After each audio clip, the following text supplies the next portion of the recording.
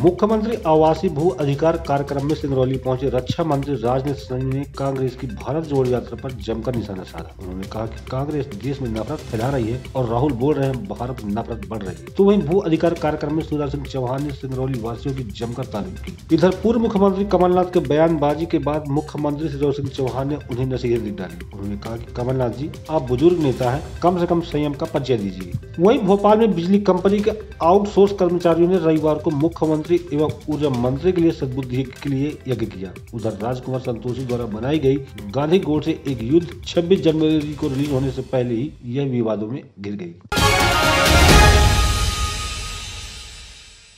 मुख्यमंत्री आवासीय भू अधिकार पत्र योजना कार्यक्रम में सिंगरौली पहुंचे रक्षा मंत्री राजनाथ सिंह ने कांग्रेस की भारत जोड़ो यात्रा पर जमकर निशाना साधा। उन्होंने कहा कि यात्रा के दौरान कांग्रेसी देश में नफरत फैला रहे हैं। रक्षा मंत्री ने कहा कि मैं कांग्रेसियों से पूछना चाहता हूँ कि क्या हमारा भारत टूट रहा है?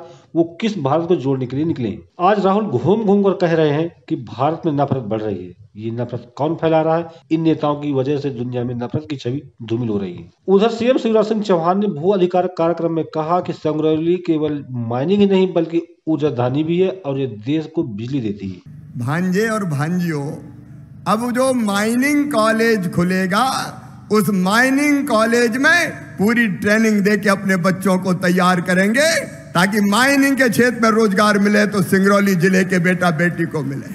लेकिन आज एक बात और कर रहा हूं, केवल माइनिंग नहीं, सिंगरौली ऊर्जा धानी भी है।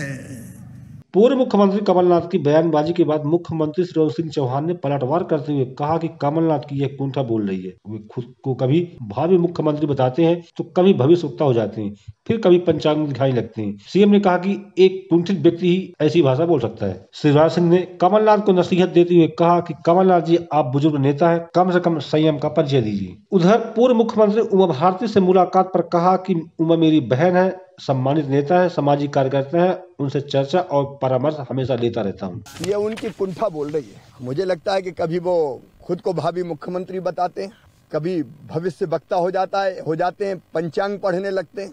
एक कुंठित व्यक्ति ही ऐसी भाषा बोल सकता है। देख लूंगा, निपटा दूंगा, पीस दूंगा, कल के बाद परसों आता है। कमलनाथ जी, आप बुजुर्ग नेता हैं, कम से कम संयम का परिचय कर दीजिए। भोपाल में बिजली कंपनी के आउटसोर्स कर्मचारियों ने रविवार को मुख्यमंत्री एवं ऊर्जा मंत्री के लिए सद्बुद्धि किया। इसका आयोजन का मुख्य उद्देश्य कर्मचारियों की लंबित मांगों का जल्द निराकरण करने के लिए हड़ताल के दूसरे दिन अनोखे ढंग से विरोध प्रदर्शन किया। कर्मचारियों का कहना है कि शासन द्वारा उन्हें अब तक सिर्फ आश्वासन दिया गया है। कर्मचारियों ने कहा कि सीएम जब तक हमारे हक पर फैसला नहीं करते, हम विरोध जारी रखेंगे। ये मंत्रों का जो उच्चारण हो रहा है, ये जो सरकार की बुद्धि को पलटने के लिए हो रहा है, क्योंकि शायद कुछ लोगों ने हमारे आदरणीय मामा जी को और सरकार के संज्ञान में ये लाया है कि आउटसोर्स, ढिकाना आउटसोर्स, फलाना सोर्स, यानी इसकी कोई वैल्यू नहीं है। जबकि हकीकत ये है कि पूरे मध्य प्रदेश की जो बिजली सेक्टर में जो उजाला हो रहा है, हर घर में, हर दुकान में, हर मकान में, हर फैक्ट्री में, संस्थानों में, वो आउटसोर्स और संविदा कर्मचारियों की देन है।